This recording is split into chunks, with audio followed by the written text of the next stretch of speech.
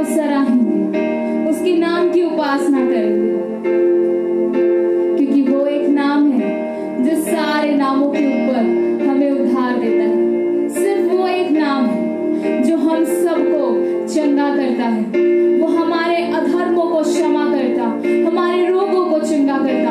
हम जब गिर जाते हैं वो नाम और उसका हाथ हमें पकड़कर उठाता है। उसको हम धन्यवाद करेंगे, उसकी स्तुति करेंगे, उसके नाम को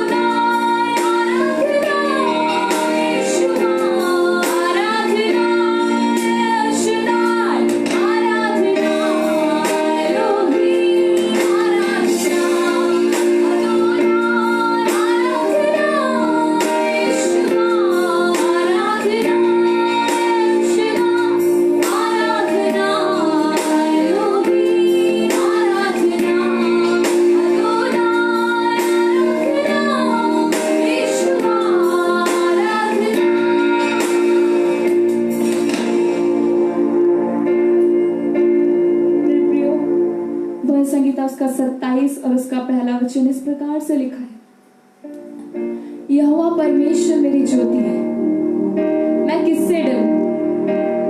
यहोवा परमेश्वर मेरे जीवन का दृढ़ गढ़ ठहरा है, मैं किसका भय करूं? और उसी अध्याय में वो इस प्रकार से कहता है कि मैं तो चाहता हूं कि पूरे सभा में खोल कर तेरी चर्चा करूं। प्रियो, हमारे दिल में भी ये इच्छा होनी चाहिए, जब हम परमेश्वर का नाम सबके सामने मान लेते हैं, वो परमेश्वर हमको अपने पिता के सामने मानता है, वो अपनाता है। जब हम इस दुनिया से बिना डरे, जब हम दुनिया के लोगों से बिना प्रसन्न किए, जब हम अपने खुदावंत की ओर देखते हैं, वो यीशु मसीह बाहों को पसार कर, बाहों को फैलाकर हमारे सामने मुस्कुराता हुआ खड़ा रहता है। जब भी हम गिरने वाले होते हैं, जब भी हमें भय लगता है, वो हर समय, हर एक परिस्थिति में हमें उठा कर चलता है। वो हमारे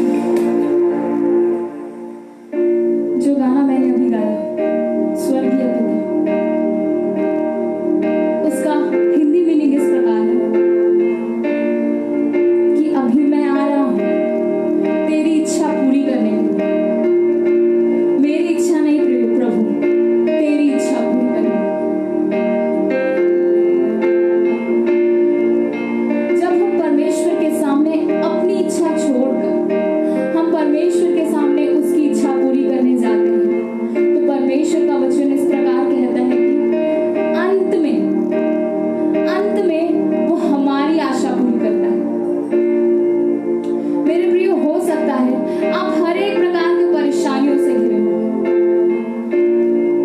हो सकता है आपके जीवन में एक ऐसी परेशानी हो, शायद आप किसी को बता भी नहीं सकते, उसका निवारण शायद ही कभी हो सकता है। लेकिन मेरे पिता परमेश्वर के पास, जिसके पास मैं सेवा करती हूँ, वो इस प्रकार कहता है कि अपने सारे बोझ को जब हम यीशु के ऊपर डाल देते हैं, वो दिन प्रतिदिन, वो एक दिन नहीं, वो 2 दिन नहीं, वो शायद हो सकता है 10 साल 20 साल नहीं, लेकिन वो दिन प्रतिदिन जब तक हम जिंदा हैं तब तक, हमारी आखिरी सांस तक वो हमारे बोझ को उठा सकता है। हम ऐसा सोचते होंगे कि ये बातें मैं किसको कहूं, मेरे लिए ऐसा कोई भी दोस्त नहीं है, मेरे लिए ऐसा कोई भी प्रिय नहीं है कि मैं जिससे ये बातें कह सकूं। लेकिन मैं आज आपको एक खुशखबरी देती हूँ, वो हमारे यीशु मसीह का है। जब उसने इस संसार को रचा, जब उसने इस पूरे संसार की सृष्टि की, जिस प्रकार हम देखते हैं उत्पत्ति 1:1 में, आदि में परमेश्वर ने आकाश और पृथ्वी की सृष्टि, हम सबको ये आयत याद है, लेकिन हमको इसके पीछे का जो परमेश्वर का मोटिव था, जो परमेश्वर ने सोच कर बनाया, जिस सोच के साथ बनाया, वो शायद हम सब भूल गए। हम देखते हैं परमेश्वर ने जीवन दिया, इस पृथ्वी पर जीवन दिया, इसको बड़े प्रेम के साथ रचा और इसमें उजियाले को दिया। लेकिन हम जब अपने परेशानियों की तरफ जब हम मुड़ गए, जब हम परेशानियों को देखकर उस यीशु के सामने हमने अपने पीठ को दिखा दिया, तो वो उजियाला हमारे सामने से चला गया, वो प्यार हमारे सामने से दूर हो गया, वो जीवन हमारे सामने एक मृत्यु का कारण बन गया। लेकिन जब हम वापस उस यीशु मसीह के पास जाते हैं, वो किसी सेल्स पर्सन की तरह हमारे पास नहीं आता कि ऑफर लिमिटेड है, वो आता है ताकि उसका ऑफर अनंत काल से लेकर अनंत काल तक है। वो इटर्नल लाइफ को लेकर आते हैं, वो अनंत जीवन को लेकर आते हैं। क्या आपको कभी ऐसा यीशु मसीह मिलेगा? क्या आपको कभी ऐसा दोस्त मिलेगा? हमारा प्रभु यीशु मसीह बहुत अच्छा है मेरे प्रिय। अगर आप मुझे पहली बार सुन रहे हैं, तो यीशु मसीह आपके जीवन में कार्य करना चाहते हैं। अगर आप मुझे सुन चुके हैं, तो यीशु मसीह आपके जीवन में कार्य कर सकता है। आपको सिर्फ उसके सामने अपने हृदय के दरवाजे को खोलना है, क्योंकि यीशु मसीह रेवलेशंस, प्रकाशित वाक्य में कहता है, देखो मैं द्वार पर खड़ा खटखटाता हूँ, यदि कोई मेरा शब्द सुनकर, एक कंडीशन है मेरे प्रियो, यदि कोई मेरा शब्द सुनकर वो द्वार को खोलेगा, तो सिर्फ मैं नहीं, मेरा पिता भी उसके साथ आकर उसके साथ भोजन करेगा। हमारे यीशु मसीह के पास बहुत आशीषें हैं, बहुत कुछ है, सिर्फ आपको उसका उद्धारकर्ता के रूप में अपने जीवन में स्वीकार करना है। आपको सिर्फ ये बोलना है कि यीशु मसीह, आज से आप मेरे उद्धारकर्ता हैं, मेरे जीवन के हर एक पापों को क्षमा कीजिए। मैं इतने दिन एक निराशा की अवस्था में थी, मैं निराशा की अवस्था में थी, मेरे परिवार को लेकर, मेरे बच्चों को लेकर मैं बहुत चिंता में थी। लेकिन आज मैं इससे छुटकारा पाना चाहती हूँ, मैं इससे चंगाई पाना चाहती हूँ। और मेरा विश्वास कीजिए मेरे प्रियो, यीशु मसीह अभी इसी क्षण, अगर आपने ये प्रार्थना मेरे साथ दोहराया है, वो आपके घर में प्रवेश कर चुका है। हालेलुया। आगे कुछ हम वचनों की ओर से जाएंगे। अपने आंखों को बंद कीजिए, हम प्रार्थना करें। स्वर्गीय पिता, हम आपको धन्यवाद करते हैं मेरे पिता परमेश्वर। यहाँ से बोला जाने वाला हर एक वचन आपके सामने परमेश्वर योग्य ठहरने पर, परमेश्वर जिन लोग मेरे को सुन रहे हैं उनके हृदय में परमेश्वर वो तृप्त करने पर, आपके वचन उनके हृदय के लिए होने पर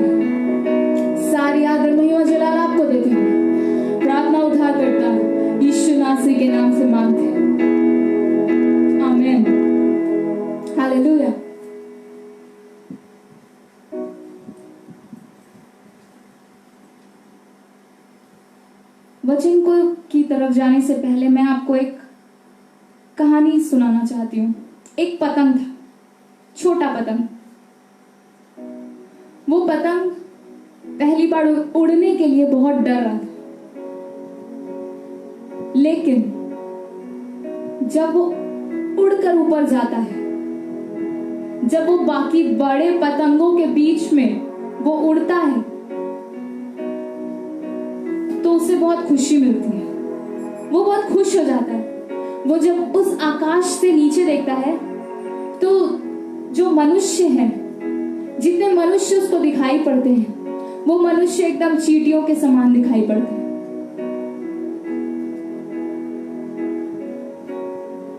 लेकिन जब वो उड़ते उड़ते जा रहा था, क्योंकि उसकी डोर एक जगह एक मनुष्य ने पकड़ कर रखी थी, इसलिए वो शायद हो सकता है अपना आजादी को उतना महसूस नहीं कर पा रहा, लेकिन फिर भी वो क्या था?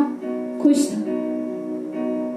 प्रियो, इस छोटे से कहानी से मैं आपको एक चीज समझाना चाहती हूँ। हम भी परमेश्वर के सामने एक पतंग के जैसे हैं। परमेश्वर हमें थामे हुए हैं, इसलिए हम क्या करते हैं?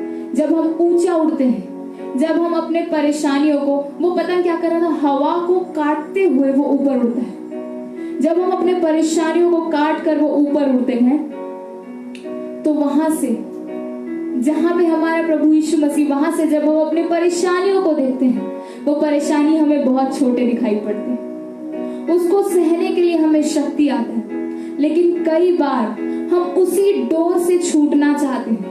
उस डोर से हमें ऐसा लगता है कि हमें परमेश्वर बांधे हुए हैं। नहीं मेरे प्रिय, परमेश्वर हमारे चारों तरफ एक बाउंड्री इसलिए बांध के रखा है ताकि हम उस बाउंड्री के अंदर रह के, परमेश्वर ने 10 आज्ञा दी है, उस 10 आज्ञा के भीतर रह के हम परमेश्वर के आजादी को महसूस कर सकें, हम परमेश्वर की संगति को और खुशी को महसूस कर सकें।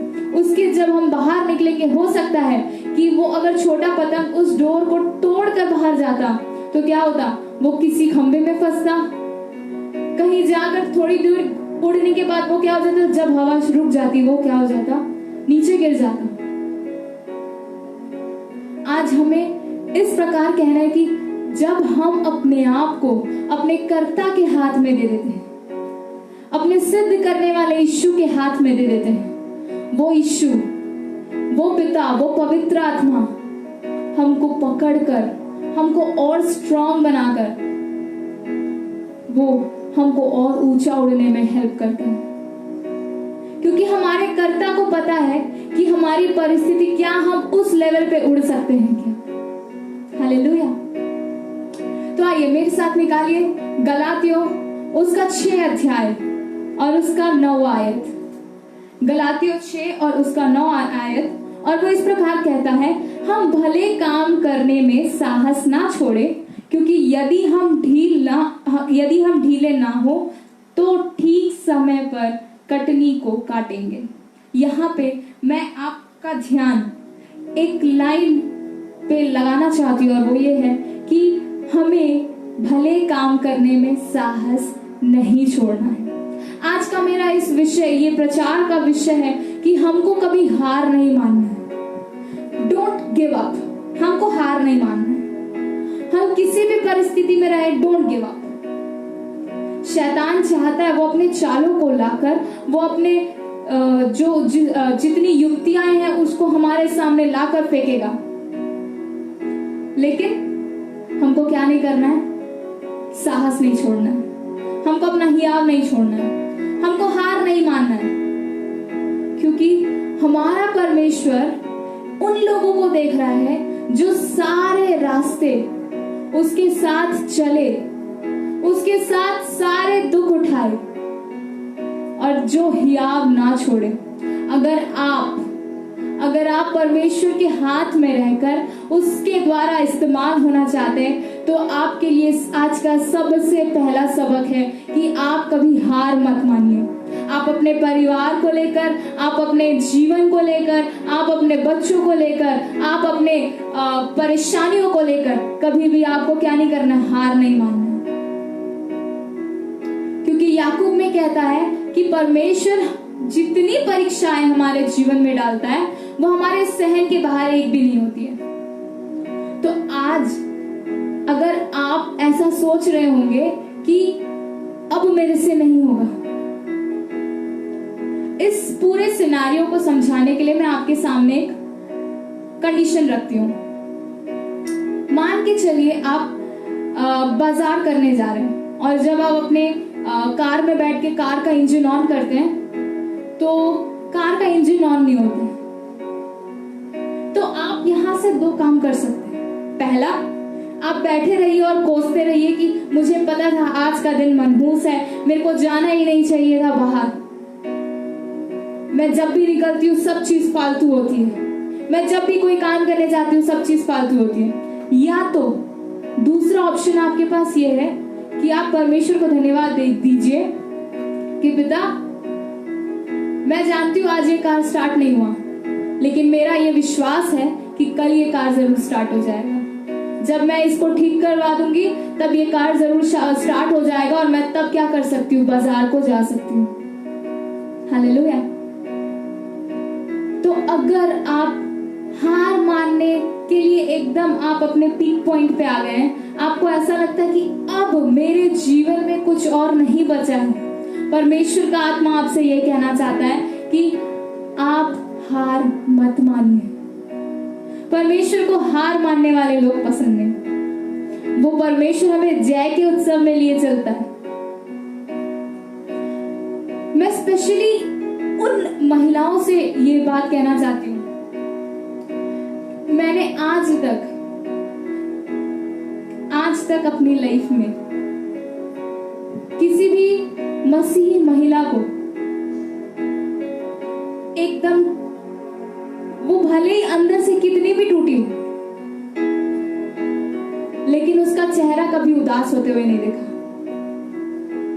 क्योंकि हमारा विश्वास, जो हम महिलाओं का विश्वास होता है ना, वो सबसे स्ट्रांग होता है, वो सबसे मजबूत होता है। हम हार नहीं मानते। इसलिए आज अगर आप सोच रहे हैं कि हम हार मान जाना चाहिए, अब शायद हो सकता है कि मैं इतने दिन इस शादी को पकड़ कर रखी हूँ, शायद हो सकता है मेरी तरफ से ये खिंचाव हो रहा हो, मेरे को क्या कर देना चाहिए, छोड़ देना चाहिए। नहीं, पिता आपसे ये कहता है आपको हार नहीं मानना है। आप हो सकता है किसी परेशानी के सामने हो और वो परेशानी क्या हो रहा हो, आपके सामने ओवर पावर कर रहा हो, तो आपको क्या बोलना है, नहीं, मेरे को हार नहीं मानना है। Don't give up yet. God is planning something great for you. God is doing something great for you. God has plans for you. परमेश्वर आपके लिए कल्पनाएं कर चुका है। वो उसके लिए जो आपके लिए कल्पनाएं कर चुका है वो नियत समय में पूरा हो जाएगा। आपको क्या नहीं करना है, याद नहीं छोड़ना है, आपको हार नहीं मानना। मेरे साथ जल्दी से दूसरा वचन निकालिए, और वो यशायाह उसका 43 और उसका दूसरा आयत। यशायाह 43 और उसका 2, और वो इस प्रकार लिखा है, जब तू जल पर से होकर जाए तब मैं तेरे संग संग रहूंगा, और जब तू नदियों से होकर चले तब वे तुझे डुबा ना सकेंगी। जब तू आग से चले तब तुझे आँच न लगेगी और उसकी लौ तुझे जला ना सकेगी। प्रियो, जब आप हार नहीं मानते तो आपके सामने एक सिचुएशन बनता है कि आप ये जो पानी है, ये जो जल है, ये जो आग है, इसके बीच से आप जाएं। लेकिन इसके लिए भी परमेश्वर ने क्या कर चुका है, इसके लिए भी योजनाएं पहले से कर चुकी है। और वो इस प्रकार है कि जब तू जल में से होकर जाए, तेरे सामने तेरा जो सिचुएशन है उसके सामने से जब तू होकर जाए वो तुझे डुबा नहीं सकेगी। हालेलुया। जब तू नदियों से चले तो वो तुझे क्या नहीं कर सकेगी, वो तुझे डुबा नहीं सकेगी। क्योंकि वहां पे एक सेंटेंस हम अगर फोकस करें, हम अपने ध्यान को लगाए, तो वो इस प्रकार है कि मैं, यहोवा कहता है, परमेश्वर यहोवा कहता है, मैं तेरे संग संग रहूंगा। जब हम हार नहीं मानते हैं, जब हम अपने परिस्थितियों को नहीं देखते हैं, तो परमेश्वर इस प्रकार कहता है कि मैं तेरे संग रहूंगा। अब तूने ये डिसाइड किया है कि आगे को तू हार नहीं मानेगी, अभी तू डरेगी नहीं, अभी तू इस सिचुएशन से भय नहीं खाएगी, तब परमेश्वर कहता है मैं तेरे संग संग रहूंगा। हालेलुया। परमेश्वर यही चाहता है कि आप अपने जीवन की किसी भी परिस्थिति हो, शायद वो शद्रक मेशक अबेदनगो वाली आग हो, या दानियल के सामने रखे वो सिंह की गुफा, या हो सकता है हन्ना के सामने पनिन्ना का कुड़कुड़ाना, या दबोरा के सामने उसके न्याय होने पे प्रश्न उठाया जाना। किसी भी सिचुएशन में परमेश्वर ये चाहता है कि आप हर एक सिचुएशन परमेश्वर को साथ लेकर आप चलें, क्योंकि जब हमारा परमेश्वर यहोवा हमारी ओर होता है तो आप सबको पता है हमारा विरोधी कोई नहीं हो सकता। हालेलुया। तो आज मैं आपको यहाँ एनकरेज करने आई हूँ मेरे प्रियो। अगर आपको लगता है कि आप एक ऐसी लास्ट कड़ी हो, आप एक इस लास्ट लिंक हो अपने परिवार को बचाने के लिए, आप हिम्मत मत हारिए।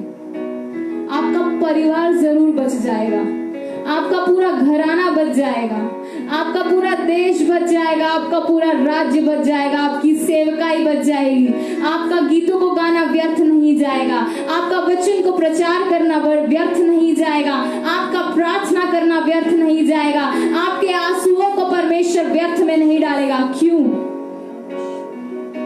परमेश्वर कहता है कि जब तू जल पर होकर जाएगा मैं तेरे संग संग रहूंगा। जब तू नदियों के बीच पर से जाएगा तो वो तुझे क्या नहीं कर सकेगी, डुबा नहीं सकेगी। और शायद इसी अध्याय, इसी पद में हमको वो शद्रक मेशक अबेदनगो वाली क्या मिल जाती है, उत्तर मिल जाता है। वो क्यों नहीं चले? क्योंकि वहां पे चौथा पुरुष मौजूद था। वो जब बांध कर डाले गए थे, उनके बंधन खुल गए, और वहां पे कौन उतर आया? परमेश्वर का दूत उतर आया। और वहां इस प्रकार लिखा है कि जितने बंधन उनके चारों तरफ थे वो टूट गए। उनके बीच में चौथा मनुष्य उतर आया, और उस मनुष्य के उतरते समय क्या हुआ? वे लोग क्या कर रहे थे? उस आग में चल फिर रहे थे। मेरे प्रियो, हमारा सिचुएशन चाहे कितना भी आग के समान क्यों ना हो, हमें याद रखना है हमारा परमेश्वर उससे बड़ा भस्म करने वाली आग है। इस संसार का कोई आग हमारे परमेश्वर के सामने ठहर नहीं सकता, क्योंकि हम उसके आग के घेरे में लिपटे हुए हैं, हम उसके आग के घेरे में हैं। हालेलुया। एक लास्ट वचन की ओर हम जाकर मैं इस वचन को समाप्त करूंगी, और उसके बाद हम आराधना की ओर जाएंगे। मेरे साथ निकालिए व्यवस्था विवरण और उसका 30 और उसका 19, और वहां पे हम पढ़ते हैं मूसा लोगों के सामने व्यवस्था देता है। और मैं जल्दी से उस आयत को पढ़कर मैं सिर्फ लास्ट लाइन की तरफ आपका ध्यान लगाना चाहूंगी, और वो इस प्रकार लिखा है, इसीलिए तू जीवन ही को अपना ले और तू और तेरे वंश जीवित रहे। उसके आगे उसके ऊपर हम पढ़ते हैं कि मैंने जीवन और मरण, आशीष और श्राप को तेरे आगे रख दिया है। और उसके आगे इस प्रकार लिखा है, इसीलिए तू जीवन ही को अपना ले। प्रियो, हमारे सामने परमेश्वर ने कुछ ऑप्शंस दिए, कुछ चॉइसेस हमारे सामने रख ली है। अब हमारे ऊपर है कि हम उस चॉइस को कैसे पकड़े। लेकिन उस चॉइस का आंसर भी परमेश्वर ने हमको दे दिया, हमको क्या चुनना है, लेकिन डिसीजन हमारा है। हम कई बार जब मल्टीपल चॉइस क्वेश्चन देखते हैं, हमारे जब मैं छोटी थी 8-9 में, तब हमारे सिलेबस में मल्टीपल चॉइस क्वेश्चंस होते थे, और उस क्वेश्चंस में हम सबसे पहले क्या देखते थे, हम एक क्वेश्चन, उसका 4 ऑप्शंस, और उस बुक के लास्ट पेज में हमको क्या मिलता था? उत्तर मिलता था। और मैं कई बार ऐसे करती थी, जब मेरे को बहुत बोर लग रहा होता था, मैं डायरेक्ट क्या करती थी, आंसर पलटकर डायरेक्ट मैं टिक मार लेती थी। सेम वही चीज आज हमारे साथ है। क्या है? हमारे सामने प्रियो, हमारे सामने परमेश्वर ने ऑप्शंस रखा है कि जीवन और मरण भी आपके साथ है, आपके सामने आशीष और श्राप भी है। लेकिन उसके नीचे ये लिखा है, इसीलिए तू जीवन ही को, वो अपने लोगों से क्या कर रहा है? वो अपील कर रहा है, वो लोगों के सामने जाके बोल रहा है कि तू क्या कर, जीवन ही को चुन ले। और जब तू जीवन को चुनेगा, तब तू और तेरा पूरा वंश क्या करेगा? जीवित रहेगा। कई बार हमारे सामने ऐसे ट्रस्ट इश्यूज आ जाते हैं, कई बार हम ऐसा सोचते हैं कि सारे ऑप्शंस हमारे लिए क्या होंगे? हमारा किस्मत ही खराब है। ये वाला लाइन में बहुत जन के मुंह से सुनी, हमारा किस्मत ही खराब है। We are having a bad luck।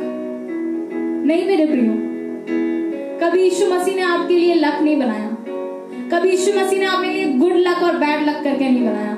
हम बोलते हैं ऑल द बेस्ट, हम बोलते हैं गुड लक, लेकिन होता वही है जो हमारे यीशु मसीह के सामने लिखा होता है। हालेलुया। तो आज के बाद अगर कोई आपको ऐसा वाला लाइन बोले कि हो सकता है आपकी किस्मत ही खराब है, तो बोल देना, हो सकता है मेरी किस्मत खराब है, लेकिन इस किस्मत को लिखने वाला हमारा प्रभु यीशु मसीह, और जब उसने लिखा है तो वो गुड और बैड की कैटेगरी में नहीं आता।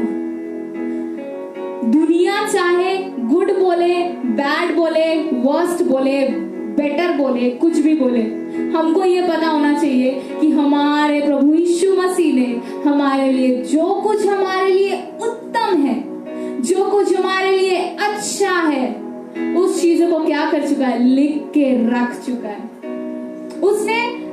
आज मेरा नाम प्रेसी है, तो यीशु मसीह ने ऐसे नहीं सोचा कि आज अगर कल अगर प्रेसी जिंदा रहेगी तो कल उसके जीवन में क्या क्या होगा।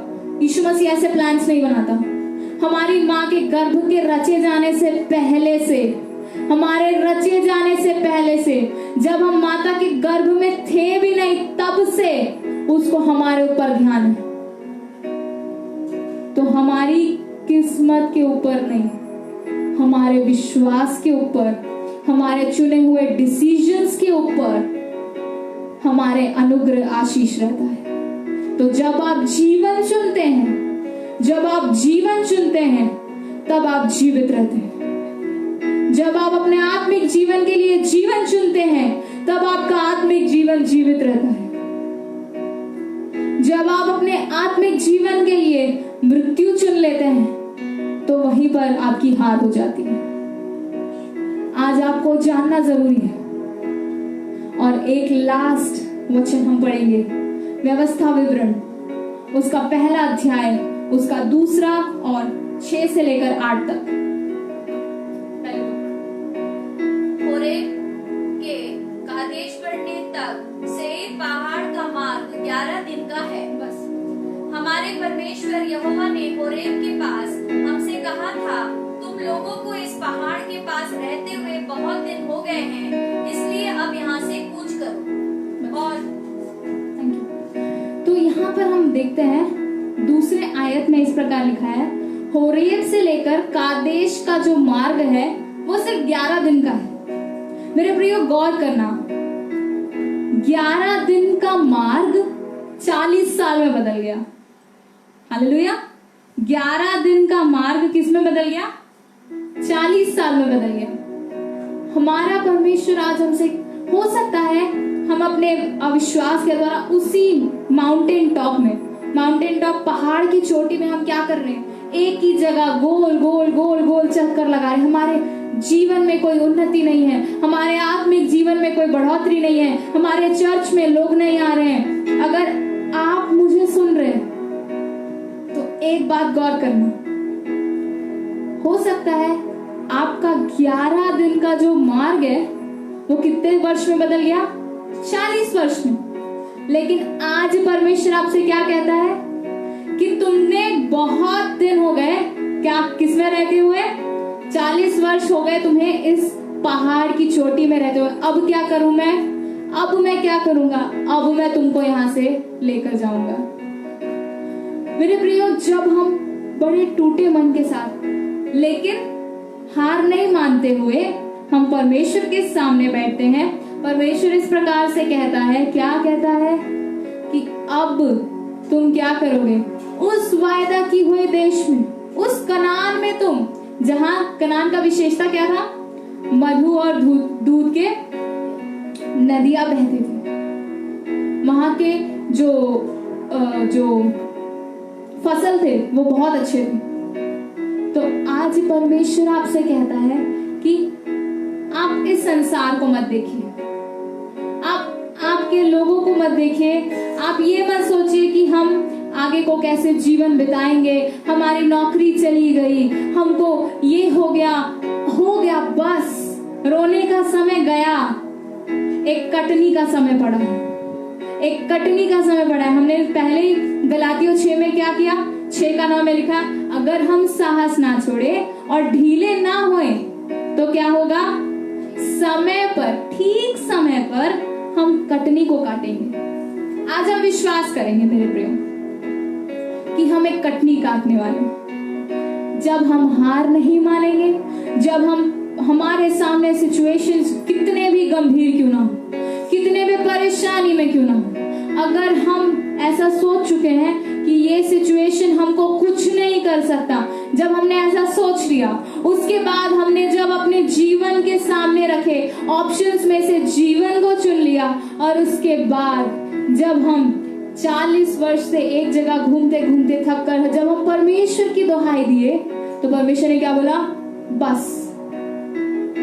आज आपके लिए सिर्फ यही संदेश है मेरे प्रियो, हार मत मानिए, क्योंकि जब आप प्रथम हियाव को दृढ़ता से थामे रहते हैं, वो हियाव के लिए बहुत बड़ा प्रतिफल है। आज हम परमेश्वर की आराधना करेंगे, हम परमेश्वर के सामने अपने हृदय को रखेंगे, हम परमेश्वर के सामने अपने जीवनों को समर्पण करेंगे, क्योंकि परमेश्वर का वचन, जैसे कि हमने पढ़ा कि क्या करेंगे? हम ठीक समय में कटनी को काटेंगे। हम ठीक समय पर कटनी काटेंगे। आज हम कटनी का समय, एक कटनी का समय हमारे सामने रखा है। आज आप विश्वास कीजिए, वो कटनी में हमारा परमेश्वर हमारे साथ है। वो कटनी काटते समय, कटनी के लिए क्या क्या जरूरी होता है? एक हसिया, और सबसे जरूरी होता है वहां पे जो फसल लगी रहती है उनका अच्छा होना। तो जब तक हम बोएंगे नहीं, तब तक हम फसल को नहीं काट सकते। तो आज हम क्या करेंगे? एक फसल को बोएंगे, और जब हम बोएंगे, मैं चाहती हूँ आप अपना दाहिना हाथ अपने आगे रख के आप एक फसल को बो, एक बीज को बो, और जब आप बोओगे, कुछ दिनों के बाद आप क्या काटोगे? फसल को काटोगे। हालेलुया। तो आइए हम परमेश्वर की स्तुति करेंगे, हम परमेश्वर के नाम को धन्यवाद करेंगे। और जिस प्रकार गीत गाने वाला कहता है, अंतिम दिनों का अभिषेक सारी जातियों पे बहने दे, कटनी का समय है अभी, आत्मा में भर दे मुझे। हालेलुया।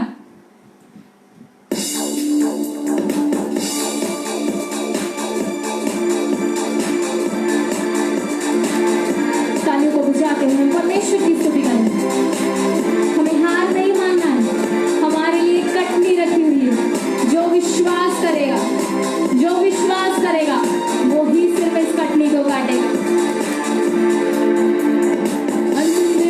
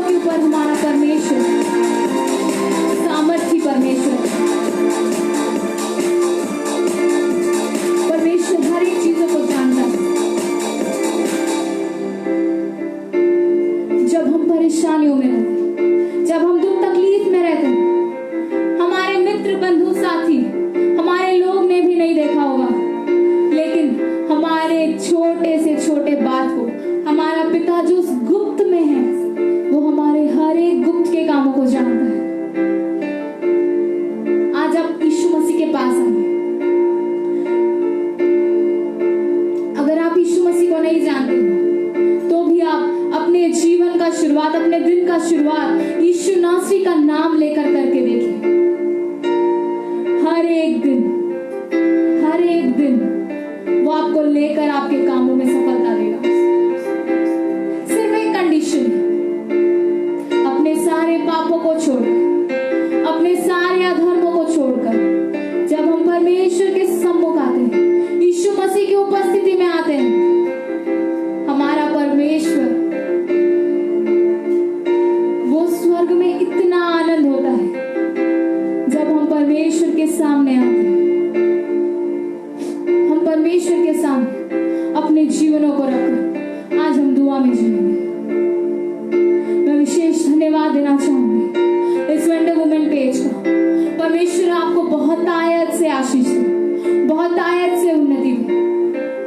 हर एक वर्शिपर, हर एक प्रीचर, जितने भी लोग इस पेज में लाइव आते हैं, परमेश्वर की आत्मा उनको लेकर चलने के लिए सहायता कीजिए। हम प्रार्थना करेंगे विशेषकर इस पेज के क्रिएटर्स के लिए। मैं तहे दिल से उनको धन्यवाद देना चाहूंगी। परमेश्वर आपको बहुत आयत से आशीष करने पाए, आपके परिवार को, आपके कलीसिया को परमेश्वर और बढ़ाए। हम अपने लिए प्रार्थना करेंगे। आइए हम अपने सिरों को झुकाए, हम प्रार्थना में जाएंगे। सर्वशक्तिमान परमेश्वर, दयालु अनुग्रहकारी मेरे पिता परमेश्वर, हम इस सुंदर समय के लिए आपको धन्यवाद करते हैं राजा परमेश्वर। आज जैसे आपने हमारे सामने जो आपने दो चॉइस को रखा, दो ऑप्शंस रखे, जीवन और मृत्यु, आशीष और श्राप। हम जब अपने जीवन को, हम जब अपने आशीष को चुनते हैं, हम और हमारा वंश, परमेश्वर, सिर्फ मैं नहीं, मेरी पीढ़ियां भी इस आशीष को, इस जीवन को महसूस करने पाए।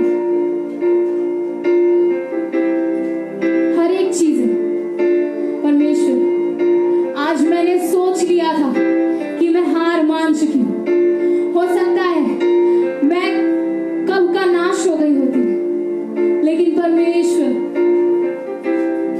आज आपने जिस वचन से कहा, हम हार नहीं मानेंगे। हम बहुत स्ट्रांग है मेरे राजा। ये संसार को जब हम एक टूटे हुए इंसान के जैसे दिखते हैं, इस टूटे हुए इंसान के भीतर आपने जो एक स्ट्रांग, एक स्ट्रेंथ को बनाया, एक जो बलवंत आपने हमें किया है, हम आपको धन्यवाद करते हैं परमेश्वर। जब हम इस आग से होकर चले, इस पानी से होकर चले, इस जल से होकर चले, इस नदियों के बीच से चले,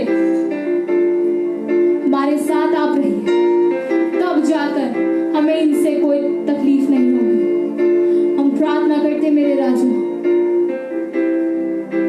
मेरे पिता परमेश्वर,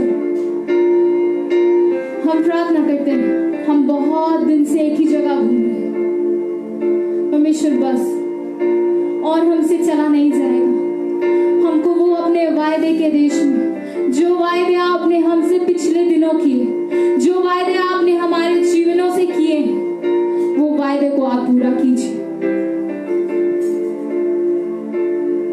परमेश्वर। एक बार फिर अपने आप को परमेश्वर, देखने वाले हर एक लोगों को मैं आपके बलवंत हाथों में सौंपती हूँ परमेश्वर। आदर, मान, इज्जत, जलाल के योग्य आप हैं। प्रार्थना विनती सुना इसलिए धन्यवाद, उत्तर दिया इसलिए धन्यवाद। प्रार्थना उद्धार करता यीशु नासरी के नाम से